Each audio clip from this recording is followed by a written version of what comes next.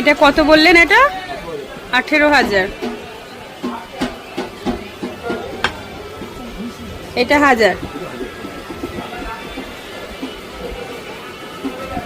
আর এটা 1500। আর ডিসকাউন্ট দিয়ে কি আসবে?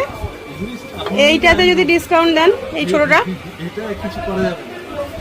1000ই থাকবে।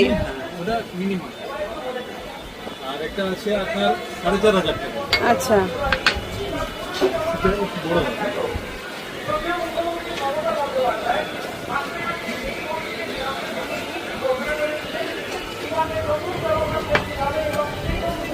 এটা 4.5।